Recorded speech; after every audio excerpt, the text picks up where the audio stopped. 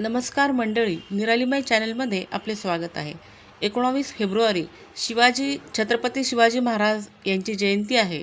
त्यानिमित्ताने छत्रपती शिवाजी महाराजांचं चरित्र, त्यांची थोडक्यात माहिती आपल्यासोबत शेअर करते. शिवरायांचे 8वावे रूप, शिवरायांचा 8वावा प्रताप, असंच शिवरायांचं कर्तृत्व होतं. शिवरायांचा पराक्रम, कर्तबगारी आठवून शिवरायांना घडवणारी, त्यांना देशभक्तीसाठी, स्वातंत्र्यासाठी स्फूर्ती देणारी त्यांची आई माता जिजाऊ यांनाही कोण विसरेल. शिवरायांना घडवणारी माता जिजाऊ यांचंही कर्तृत्व फार मोठं आहे. माता जिजाऊंना त्यांच्या पती शहाजीसह सर्व मराठ्यांनी निजामशाहीची केलेली गुलामगिरी मान्य नव्हती. जिजाऊंना रामायण महाभारताची आवड होती.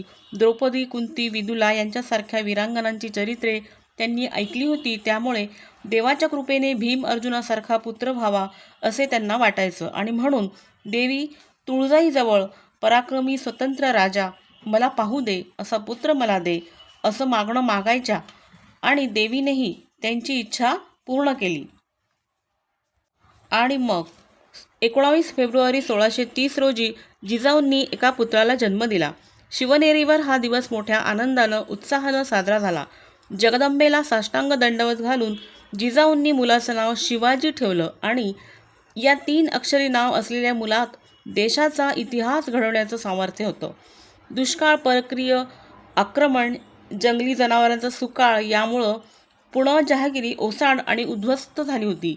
ती जहागिरी सुधारून शून्यातून विश्व निर्माण करण्याची जबाबदारी जिजाऊंनी दादोजी कोंडदेवांच्या सहकार्याने उचलली. दादोजींनी जमीन विकत घेऊन शिवबांसाठी वाडा बांधला, काही गावे वसवली. शिवाजीराजांच्या शिक्षणाकडे जिजाऊंचं तसंच दादोजींचं पूर्ण लक्ष होतं. महादेव भट, महाभास या गुरूंच्या हाताखाली बालशिवाजीला रामायण, महाभारत, इतिहास, पुराण यातील कथा, संस्कृत आणि फारसी भाषांचा परिचय, मुळाक्षर, लेखन, वाचन, गणित, कुस्ती, अश्वारोहण, दांडपट्टा चालविणे, तलवार चालवणं, धनुष्यबाण, भालाफेक आणि इतर शस्त्रे चालवण्याचं ज्ञान याचं शिक्षण देण्याचं योग्य व्यवस्था करण्यात आली. जिजाऊंनी ओसाड गावच्या पाटील कुलकर्णी यांना बोलावून वसाहत करण्यासाठी प्रोत्साहित केलं. गाव वसवली. गरीब शेतकऱ्यांना कर्ज वाटून सारा वसुलीचं प्रमाण ठरविलं. न्यायनिष्ठुरता, कर्तव्यनिष्ठा, गरिबांबद्दलची तळमळ ह्यामुळे मावळखोरी जिजाऊ आणि शिवरायांकडे आदर्शानं पाहू लागली. मावळ्याची मुलं शिवबाचे सवंगडी झाले. गरीब पण एकनिष्ठ असे ते शिवबाचे घनिष्ठ मित्र झाले. किल्ले बांधणे, किल्ल्याला वेढा देणे असे त्यांचे खेळ चालत. कडक शिस्त आणि न्यायनिष्ठुरता याचे बाळकडू जिजाऊंनी शिवबाला दिलं. गोहत्या करणाऱ्या पाप्यांचे हात तोडण्याची तर स्त्रीची विटंबना करणाऱ्या व्यक्तीला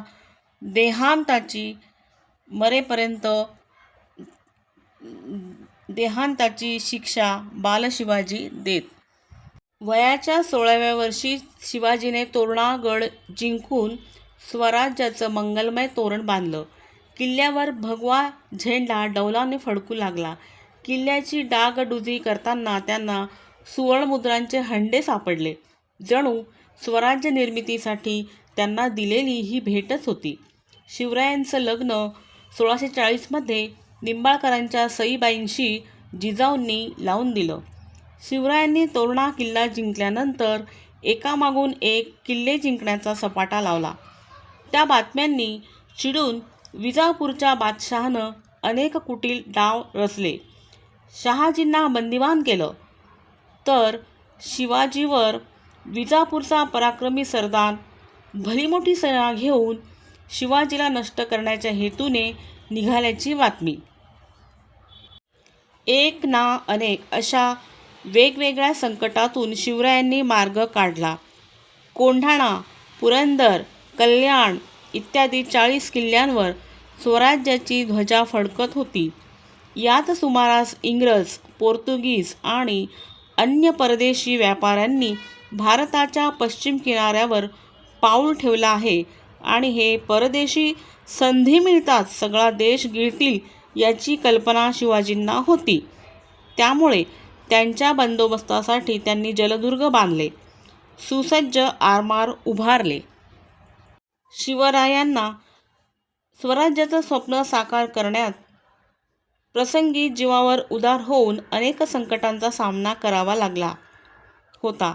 त्यात अफजलखानाचा वध, पन्हाळगडातून सुटका, तर पराक्रमी सरदार बाजीप्रभू देशपांडे या हुतात्म्याच्या रक्तानं पवित्र झालेल्या खिंडीतून म्हणजेच पावनखिंडीतून सुटका, विशाळगडावर प्रस्थान, तर अफाट सैन्य आणि शस्त्रानिशी आलेल्या शाहिस्तेखानाची फजिती या प्रसंगी शिवाजींची धैर्य आणि योजकता उपयोगी आली. सैन्य आणि आरमार उभारण्यासाठी द्रव्यांची उणीव भासू लागली तेव्हा सुरत शहरावर आक्रमण करून स्वराज्यासाठी धनाचे मोठे साठे लुटून आणले. याच संकटांच्या मालिकेत मोगल सम्राटाच्या कचाट्यात म्हणजे औरंगजेबाच्या दिल्लीत शिवराय आपला पुत्र संभाजी आणि काही निवडक सरदारांसह पोहोचले आणि सर्वात धोक्याच्या प्रसंगातूनही सही सलामत सुटले. तेही त्यांची समयसूचकता, साहस आणि दैवी आशीर्वाद पाठीशी असल्यामुळेच. हा प्रसंग म्हणजेच आग्र्याहून सुटका हा आहे. आठवलं का? मिठाईच्या पेटाऱ्यात बसून नियोजित स्थळी येताच तेथे तयार असलेल्या घोड्यांवर स्वार होऊन संन्यासाचा वेश धारण करून ते निघाले आणि त्यावेळी वाटेत मुक्काम करण्याच्या दृष्टीने समर्थ रामदासांचे मठ त्यांना फार फार उपयोगी पडले.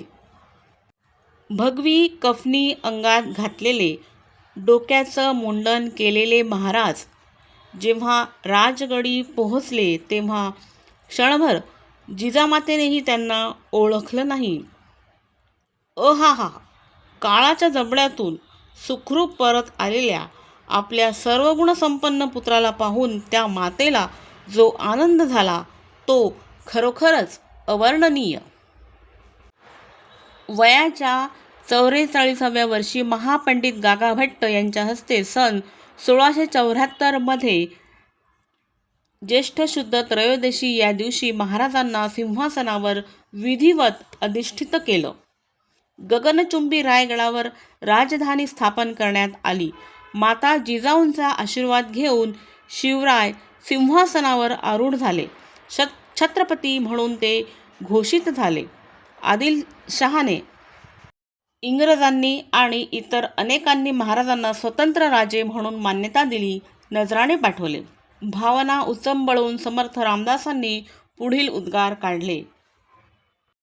बुडाले सर्वही पापी, हिंदुस्थान बळावले, अभक्तांचा क्षय झाला आनंद भुवनी. शिवाजी महाराजांचा आदर्श आपल्या मनात का ठसतो?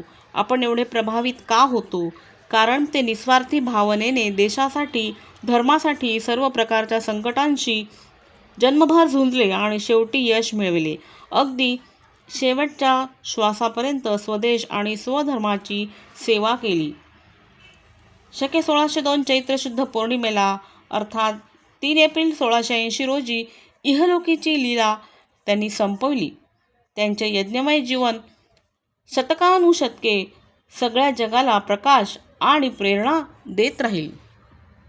अशा या उत्सुद्धी, ध्येयनिष्ठ, कर्तव्यनिष्ठ, साहसी, पराक्रमी छत्रपती शिवरायांना कोटी कोटी नमन. ती कशी वाटली ते कमेंट करून नक्की सांगा. प्लीज लाईक, शेअर, सबस्क्राईब निराली माय चॅनल. थँक्यू.